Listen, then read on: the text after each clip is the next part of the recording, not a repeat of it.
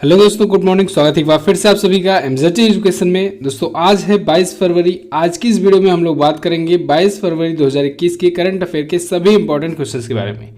पूरी वीडियो ध्यान से देखिएगा, वीडियो बहुत ही अच्छे से डिटेल में समझाई गई है। अगर वीडियो आपको पसंद आए तो वीडियो को लाइक और शेयर जरूर कर दीजिएगा। अगर आपने अभी तक चैनल को सब्सक्राइब नहीं किया है, चैनल को सब्सक्राइब कीजिए, बेल आइकन को प्रेस कीजिए, जिससे आने वाली वीडियोज का नोटिफिकेशन भी आपको मिलता रहे। इस वीडियो की पीडीएफ फाइल के साथ साथ आप डिटेल क्विज सॉल्यूशन के साथ पा सकते हैं हमारे एप्लीकेशन एमजेटी ऐप पर। गूगल प्ले स्टोर पर जाइए, एमजेटी ऐप डाउनलोड कीजिए और क्विज सॉल्व कीजिए डिटेल सॉल्यूशन के साथ। चलिए बात करते हैं लास्ट डे के क्वेश्चंस की। लास्ट डे का हमारा पहला क्वेश्चन था, निम्न में से किसे व्हाइट पैगोडा के नाम से जाना जाता है? तो पुरी जगन्नाथ मंदिर को दोस्तों व्हाइट पैगोडा के नाम से जाना जाता है, जबकि कोणार्क सूर्य मंदिर को ब्लैक पैगोडा के नाम से जाना जाता है। अच्छा, कल एक मिस्टेक हुआ था दोस्तों, मैं गलती से बोल दिया था कि गुजरात में सारनाथ मंदिर स्थित है, जबकि सोमनाथ मंदिर स्थित है। आप सबको पता है। देखिए हुआ क्या था कि मैं अंदर से तो मुझे लग रहा था मैं सोमनाथ बोल रहा हूँ और लिखा भी था उसमें सोमनाथ ही, लेकिन मुंह से मेरे निकल गया सारनाथ और वो मिस्टेक हो गया। बहरहाल इस पर डिटेल वीडियो भी बनी हुई है, आप देख सकते हैं, देखे भी हैं, और पीपीटी में सोमनाथ लिखा भी था, तो आप लोग वहां से भी रीड किए ही होंगे। अगर जिन लोगों ने गलत नोट कर लिया है वो लोग अभी सही कर लें। सारनाथ मंदिर है बनारस में, उत्तर प्रदेश में, और सोमनाथ मंदिर जो है वो है गुजरात में। अगला, किस अनुच्छेद के तहत फांसी की सजा को माफ करने का अधिकार है? तो आर्टिकल 72 के तहत भारत के राष्ट्रपति को यह अधिकार प्राप्त है। चलिए दोस्तों बात करते हैं आज के दिन के पहले क्वेश्चन की। पहला क्वेश्चन है, 14वें आईपीएल 2021 सीजन का टाइटल स्पॉन्सर कौन बना? तो टाइटल स्पॉन्सर एक बार फिर से पा गया है दोस्तों वीवो। वीवो इस बार भी आईपीएल का टाइटल स्पॉन्सरशिप हासिल कर लिया है। देखिए पिछली बार ड्रीम 11 था टाइटल स्पॉन्सर आईपीएल का, इस बार एक बार फिर से वीवो हासिल कर लिया है।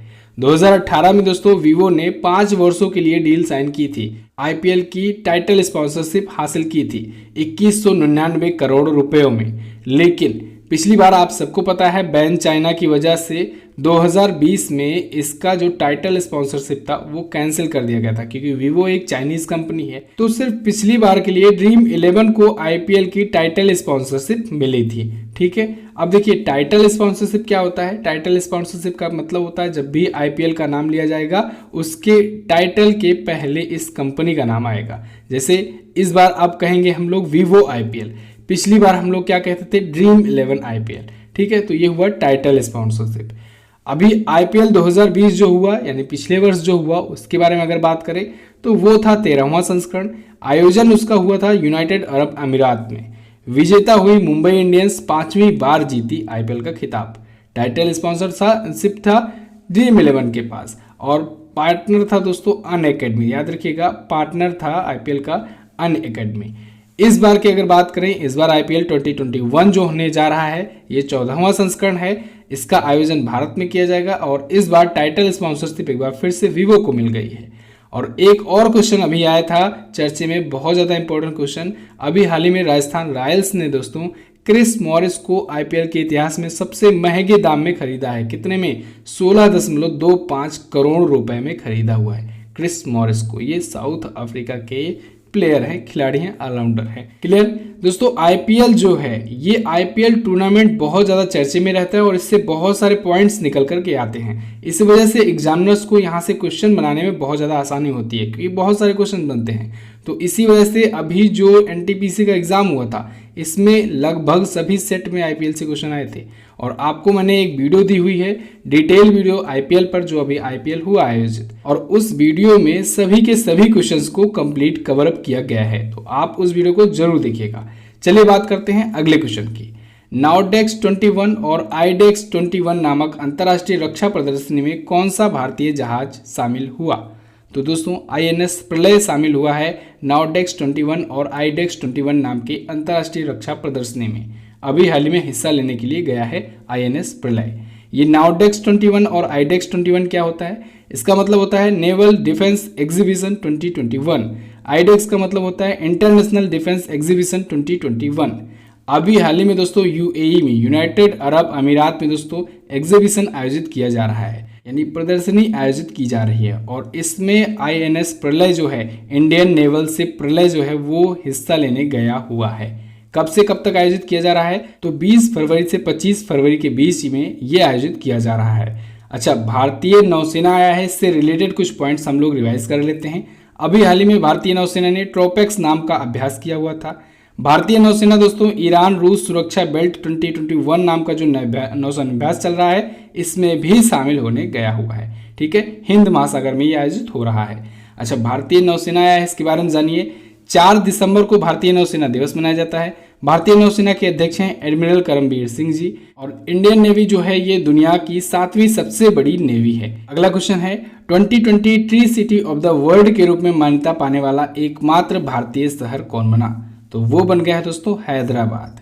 तेलंगाना की राजधानी Hyderabad 2020 tree city of the world के रूप में मान्यता पाने वाला एकमात्र शहर बन गया है, एकमात्र सिटी बन गई है। किसके द्वारा मान्यता मिला है? तो इसे मिला है फूड एंड एग्रीकल्चर ऑर्गेनाइजेशन के द्वारा, यूनाइटेड नेशन के फूड एंड एग्रीकल्चर ऑर्गेनाइजेशन और आर्बर डे फाउंडेशन के द्वारा। किसके द्वारा? आर्बर डे फाउंडेशन के द्वारा। ठीक है, क्यों मिला है? तो शहरी वनों के विकास और रखरखाव की जो प्रतिबद्धता है इसके लिए हैदराबाद को चुना गया है। दोस्तों, ये जो city tree city of the world जो है इस बार का इसका दूसरा संस्करण है ये प्रोग्राम का, और इसमें 63 देशों के 120 शहर शामिल किए गए हैं इस लिस्ट में, जिसमें हैदराबाद भी शामिल है जो कि भारत का इकलौता शहर है जिसे शामिल किया गया है tree city of the world की लिस्ट में। ठीक है, बात करते हैं यहाँ पर United Nation Food and Agriculture Organization की। इसकी स्थापना हुई 1945 में, हेडक्वार्टर है इसका रोम में, इटली में, और अध्यक्ष हैं इसके क्यू डोंग्यू। अगला क्वेश्चन है Australian open 2021 tennis grand slam का पुरुष एकल का खिताब किसने जीता? तो ये जीत लिया है दोस्तों नोवाक जोकोविच ने। सर्बिया के खिलाड़ी नोवाक जोकोविच ने डेनियल मेदवेदेव को हरा करके जीत लिया है ऑस्ट्रेलियन ओपन 2021 का ग्रैंड स्लैम, वो भी पुरुष एकल का यानी मेंस सिंगल का। नोवाक जोकोविच दोस्तों ये सबसे ज्यादा बार ग्रैंड स्लैम जीते हैं ऑस्ट्रेलियन ओपन। ठीक है, ऑस्ट्रेलियन ओपन सबसे अच्छा यही खेलते हैं नोवाक जोकोविच। अच्छा, आपको ये बताया गया था अगर ऑस्ट्रेलियन ओपन आए तो सबसे ज्यादा बार जीते हैं नोवाक जोकोविच, अगर फ्रेंच ओपन आए तो सबसे ज्यादा बार जीते हैं दोस्तों राफेल नडाल। राफेल नडाल को क्ले कोर्ट का बादशाह भी कहा जाता है। ओके, ऐसे ही यहाँ पर नोवाक जोकोविच के बारे में बात करेंगे। ऑस्ट्रेलियन ओपन इन्होंने 9वीं बार जीता है। टोटल ये 18 ग्रैंड स्लैम जीत चुके हैं नोवाक जोकोविच। ये हैं सर्बिया के। इन्होंने हराया डेनियल मेदवेदेव को जो कि हैं रसिया के। ओके, ऑस्ट्रेलियन ओपन जो होता है दोस्तों ये टेनिस का ग्रैंड स्लैम होता है।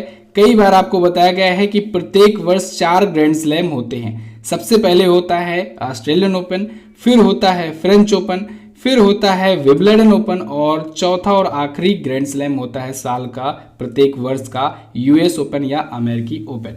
ये इसी सीरियल में होते हैं, इसको ध्यान रखना है आपको। अच्छा, पिछली बार विंबलडन ओपन नहीं हुआ था, कैंसिल हो गया था, और फ्रेंच ओपन जो है वो टाल दिया गया था, तो वो यूएस ओपन के बाद हुआ था। तो इस वजह से पिछली बार जो हुआ था उसका क्रम जो है सीरियल जो है वो गड़बड़ हो गया था। तो आप लोग पिछली बार का नहीं देखेंगे, बाकी जो जनरली होता है वो बिल्कुल इसी सीरियल वाइज चलता है। हालांकि जब भी जो ग्रैंड स्लैम होता है टूर्नामेंट उसकी मैं डिटेल वीडियो बना करके आपको देता हूं, क्योंकि यहाँ से क्वेश्चन एग्जामिनर पूछता है। तो इसी वजह से इस बार भी आपको वीडियो प्रोवाइड की जाएगी। हो सकता है आज या फिर कल आपको वीडियो मिल जाए ऑस्ट्रेलियन ओपन पर। फिलहाल यहाँ पर विमेन सिंगल के बारे में भी बात कर लेते हैं। ऑस्ट्रेलियन ओपन 2021 की महिला एकल का खिताब नाओमी ओसाका ने जीता है। नाओमी ओसाका है दोस्तों जापान की। कहाँ की? जापान की। इनका ये दूसरा ऑस्ट्रेलियन ओपन का खिताब था, और टोटल इन्होंने 4 बार ग्रैंड स्लैम जीते हुए हैं, यानी चौथा ये ग्रैंड स्लैम था नाओमी ओसाका का। नाओमी ओसाका ने जेनिफर ब्रैडी को हराया हुआ है। ओके, इतना अभी आप जानिए, बाकी ऑस्ट्रेलियन ओपन पर अभी वीडियो आएगी तो आपको डिटेल में बताया जाएगा। अच्छा दोस्तों, राजस्थान जीके की ई बुक आ चुकी है, तो आप लोग जाइए एमजेटी ऐप ओपन कीजिए और राजस्थान जीके की ई बुक परचेज कर लीजिए। Rajasthan GK plus current affair की है, यानी राजस्थान स्पेशल एग्जाम की अगर कोई प्रिपरेशन कर रहा है उसके लिए वो ई बुक बहुत ज़्यादा इंपॉर्टेंट है। ऐसे ही इससे पहले यूपी जीके की, एमपी जीके की और बिहार जीके की ई बुक आ चुकी है, तो इन 4 राज्यों में से आप किसी भी राज्य की अगर राज्य स्पेशल कोई एग्जाम की तैयारी कर रहे हैं तो ये सभी ई बुक आपके लिए बहुत ज़्यादा हेल्पफुल होने वाली हैं। तो आप लोग इसे MZT ऐप पर जाकर के परचेज कर सकते हैं। अच्छा, आज जनवरी 2021 की इंग्लिश ई बुक भी दोस्तों आ रही है। इस बार मैं जानता हूँ बहुत ज़्यादा लेट हो गया है, उसका कारण भी मैंने आपको बताया था कि न्यू ऑफिस ओपन होने की वजह से काफ़ी ज़्यादा दौड़ भाग लगी हुई थी और उसके चक्कर में हिंदी की ई बुक लेट हुआ और जिसकी वजह से ट्रांसलेशन में भी लेट हो रहा था। तो फिलहाल पूरी प्रक्रिया पूरी हो गई है, आज ई बुक लॉन्च हो जाएगी। इंग्लिश ई बुक भी अगली बार से आपको टाइम पर मिल जाया करेगा। ठीक है, चलिए बात करते हैं अगले क्वेश्चन की। अगला क्वेश्चन है, सीरिया में भारत के नए राजदूत कौन बनाए गए? तो सीरिया गणराज्य में दोस्तों भारत के नए राजदूत बनाए गए महेंद्र सिंह कन्याल। कौन? महेंद्र सिंह कन्याल। ये इससे पहले दोस्तों सूरीनाम में थे भारत के राजदूत, अभी वर्तमान में भी वहीं पर हैं। अब इनको नियुक्त कर दिया गया है सीरिया में भारत का नया राजदूत के रूप में। अभी आपको पता होगा सीरिया आया था चर्चे में, आपको बताया गया था कि सीरिया को भारत ने 2000 मीट्रिक टन चावल दिया था उपहार में। ठीक है, तो उसको दिलाने में इनका बड़ा योगदान था महेंद्र सिंह कन्याल का। ओके, अच्छा, सीरिया के बारे में जानने से पहले यहाँ पर देख लीजिए ऑप्शन में, आपको ये ऑप्शन में दिख रहे हैं अजय माथुर। इनको अभी हाल ही में इंटरनेशनल सोलर अलायंस का महानिदेशक नियुक्त किया गया है। अजय मल्होत्रा जी आपको बी ऑप्शन में दिख रहे हैं। इनको दोस्तों UNHRC का संयुक्त राष्ट्र मानव अधिकार परिषद में जो सलाहकार समिति है उसमें पहला भारतीय अध्यक्ष बनाया गया है, ये भी आप ध्यान रखेंगे। चलिए वर्ल्ड मैप में देख लेते हैं सीरिया कहाँ पर है। तो देखिए सबसे पहले ये रहा हमारा प्यारा भारत, यहाँ से हम लोग आएंगे ईरान क्रॉस करते हुए, इराक क्रॉस करते हुए, तो यहाँ पर आपको दिख जाएगा सीरिया। एक छोटी सी कंट्री है इधर सीरिया। ठीक है, ये रहा सीरिया। सीरिया की राजधानी क्या होती है? इसकी राजधानी होती है दोस्तों दमास्कस। क्या होती है? दमास्कस होती है इसकी कैपिटल। देखिए यहाँ पर है दमास्कस।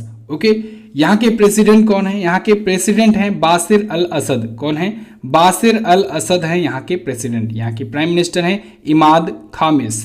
यहाँ की करेंसी होती है दोस्तों सीरियन पाउंड। क्या होती है? Syrian pound. अगला क्वेश्चन देखते हैं, हाल ही में किसने गार्गी पुरस्कार 2021 जीता? तो अभी हाल ही में दोस्तों अनुराधा नाम की एक लड़की ने जीता है गार्गी पुरस्कार। अनुराधा जो है ये हैं दोस्तों राजस्थान की अनुराधा बुडानिया ने गार्गी पुरस्कार 2021 जीता है। एक्चुअल में दोस्तों ये जो अनुराधा बुडानिया हैं ये इनका केवल दिमाग ही, केवल माइंड ही काम करता है, बाकी की पूरा जो शरीर है वो दिव्यांग है। ठीक है, बाकी के शरीर का कोई भी हिस्सा काम नहीं करता है। अच्छा, एक अमेरिकन साइंटिस्ट थे स्टीफन हॉकिंस। स्टीफन हॉकिंस का नाम आपने ज़रूर सुना होगा, जिन्होंने ब्लैक होल थ्योरी पर दोस्तों काफ़ी रिसर्च की थी और अपना एक आइडिया दिया था, अपना विचार व्यक्त किया था, ब्लैक होल थ्योरी को समझाया था।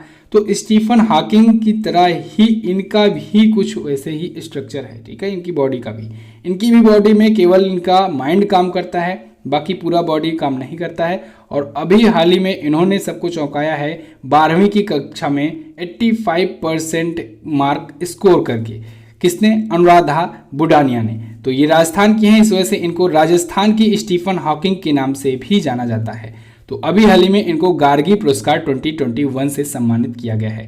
क्लियर? चलिए अगला देखते हैं। अगला क्वेश्चन है, हाल ही में किसने हिमालयी गुलाबी नमक को GI टैग प्रदान किया? तो अभी हाल ही में पाकिस्तान ने दोस्तों दिया है हिमालयी गुलाबी नमक को GI tag, geographical indication tag. Pakistan ने इसे दिया हुआ है। अभी देखिए GI टैग दोस्तों कुछ दिन पहले ही पाकिस्तान ने एक और प्रोडक्ट को दिया था, बासमती चावल को। पाकिस्तान ने अपने बासमती चावल को भी GI टैग अभी हाल फिलहाल में ही दिया है। अभी हाल फिलहाल में भारत द्वारा दिए गए GI टैग की बात करें तो दोस्तों अभी पश्चिम बंगाल के सुंदरवन के शहद को दिया गया था GI टैग। जम्मू कश्मीर के गुच्छी मशरूम को GI टैग मिला है। जम्मू कश्मीर के केसर को भी GI टैग दिया गया है। गोवा की कोला मिर्च को GI टैग दिया गया है अभी हाल फिलहाल में जो दिया गया है। GI टैग का मतलब होता है जियोग्राफिकल इंडिकेशन टैग। कई बार इसके बारे में बताया गया है, जब कोई प्रोडक्ट की वजह से कोई पूरा का पूरा जियोग्राफिकल स्ट्रक्चर, जियोग्राफिकल एरिया पहचाना जाने लगता है, तो उसको और ज़्यादा प्रमोट करने के लिए, उसको ग्लोबली प्रमोट करने के लिए, ग्लोबल मार्केट में लाने के लिए, साथ ही साथ उसकी ब्लैक मार्केटिंग को रोकने के लिए, उसका रेट और उसकी प्राइस फिक्स करने के लिए ये GI टैग दिया जाता है। GI टैग देने के लिए दोस्तों भारत में एक बिल लाया गया था 1999 में। ये बिल पारित हुआ, यानी एक्ट बना 2003 में, और पहली बार किसी प्रोडक्ट को मिला GI टैग 2004 में। किस प्रोडक्ट को मिला था? ये प्रोडक्ट था दोस्तों दार्जिलिंग की चाय। दार्जिलिंग की चाय को सबसे पहला प्रोडक्ट ये दार्जिलिंग की चाय बना जिसको जीआई टैग मिला भारत में। क्लियर। फिलहाल पाकिस्तान ने हिमालयी गुलाबी नमक को दिया है जीआई टैग। तो पाकिस्तान के बारे में जानते हैं। देखिए, भारत का पड़ोसी देश पाकिस्तान, इमरान खान यहाँ के prime minister, doctor Arif Alvi यहाँ के हैं प्रेसिडेंट, इस्लामाबाद यहाँ की राजधानी है और पाकिस्तानी रुपया है यहाँ की मुद्रा। संसद का नाम है नेशनल असेंबली, राजभाषा है उर्दू और अंग्रेजी, सबसे बड़ा नगर है Karachi. FATF financial action task force में ग्रे लिस्ट में है पाकिस्तान, इसको भी ध्यान रखेंगे आप। अगला देखते हैं। अगला क्वेश्चन है, हाल ही में किसे वर्ष 2021 का राष्ट्रीय प्राणी मित्र पुरस्कार मिला? तो राष्ट्रीय प्राणी मित्र पुरस्कार 2021 से सम्मानित किए गए दोस्तों मनीष सक्सेना। मनीष सक्सेना जी को अभी हाल ही में इनको सम्मानित किया गया है। ये कौन है? ये animal welfare board of India के अधिकारी हैं, ऑफिसर हैं मनीष सक्सेना। तो इनको इनके पशु कल्याण के क्षेत्र में इनका जो कंट्रीब्यूशन रहा है, इनकी जो उत्कृष्ट सेवाएं रही हैं, इसकी वजह से इनको ये पुरस्कार दिया गया है मनीष सक्सेना को। ये पुरस्कार दोस्तों एक कमेटी के द्वारा दिया गया है। इस कमेटी की अध्यक्षता कर रहे थे जस्टिस दीपक मिश्रा, जो कि सुप्रीम कोर्ट के पूर्व मुख्य न्यायाधीश थे। तो इनकी कमेटी की इनकी अध्यक्षता में ये जो कमेटी गठित की गई थी, इसी कमेटी की वजह से राष्ट्रीय प्राणी मित्र पुरस्कार दिया गया मनीष सक्सेना को। क्लियर। अगला क्वेश्चन है, भीम आर्मी के प्रमुख का क्या नाम है जिन्हें टाइम 100 नेक्स्ट की लिस्ट में शामिल किया गया? तो दोस्तों वो हैं चंद्रशेखर आजाद। भीम आर्मी के प्रमुख हैं, इनको टाइम 100 नेक्स्ट की लिस्ट में शामिल किया गया है। अभी हाल ही में टाइम मैगजीन ने एक लिस्ट जारी की है, टाइम 100 नेक्स्ट 2021। ये इसका सेकेंड एडिशन है। इसमें दोस्तों होता क्या है, इसमें भविष्य को आकार देने वाले 100 उभरते नेताओं की लिस्ट जारी की जाती है और ये इस बार का दूसरा संस्करण है, यानी दूसरी लिस्ट आई है इस साल। और इस लिस्ट में चंद्रशेखर आजाद जो कि भीम आर्मी के प्रमुख हैं और इनके अलावा 5 और भारतीय मूल के व्यक्तियों को शामिल किया गया है। ये 5 और भारतीय मूल के व्यक्ति कौन कौन हैं? एक तो हैं दोस्तों विजया गड्डे, एक हैं ऋषि सुनक जो कि यूके में वित्त मंत्री हैं भारतीय मूल के, एक इंस्टाकार्ट के संस्थापक और सीईओ, फाउंडर और सीईओ अपूर्व मेहता हैं, एक हैं शिखा गुप्ता और एक हैं रोहन पावुलुरी। क्लियर। तो 1+5 इन 6 भारतीय मूल के व्यक्तियों को शामिल किया गया है इस टाइम 100 नेक्स्ट की लिस्ट में। ओके। अच्छा, अभी टाइम मैगजीन ने अपना पर्सन ऑफ द ईयर चुना था दोस्तों जो बाइडेन को और कमला हैरिस को, जो कि अमेरिका के प्रेसिडेंट और वाइस प्रेसिडेंट हैं। अगला देखते हैं, हाल ही में 6वां मृदा स्वास्थ्य कार्ड दिवस कब मनाया गया? तो अभी हाल ही में 19 फरवरी को मनाया गया दोस्तों 6वां मृदा स्वास्थ्य कार्ड दिवस। प्रत्येक वर्ष ये 19 फरवरी को ही मनाया जाता है। क्यों मनाया जाता है? जिससे दोस्तों जो मृदा स्वास्थ्य कार्ड योजना है, इसके बारे में लोगों को, किसानों को जागरूक किया जा सके, इसके बारे में अवेयरनेस फैलाई जा सके। दोस्तों मृदा स्वास्थ्य कार्ड योजना जो है इसकी शुरुआत हुई थी 2015 में, 19 फरवरी के दिन ही शुरुआत हुई थी। इस वजह से 19 फरवरी को ही ये दिवस मनाया जाता है, मृदा स्वास्थ्य कार्ड दिवस। कहाँ पर शुरुआत हुई थी? राजस्थान के सूरतगढ़ में हुई थी। इस बार इसका 6ठा संस्करण मनाया गया है। देखिए, इस दिवस को मनाए जाने का एक उद्देश्य होता है ये भी कि हर 2 साल में किसानों को मृदा स्वास्थ्य कार्ड जारी किया जाए, ताकि जो मृदा में पोषण संबंधित जो कमियां हैं उसको दूर की जा सके। क्लियर। अगला क्वेश्चन देखते हैं, किस देश के दिग्गज क्रिकेटर फाफ डू प्लेसिस ने टेस्ट क्रिकेट से संन्यास की घोषणा की है? तो फाफ डू प्लेसिस दोस्तों ये हैं साउथ अफ्रीका के क्रिकेटर और इन्होंने अभी हाल ही में टेस्ट क्रिकेट से संन्यास की घोषणा कर दी है।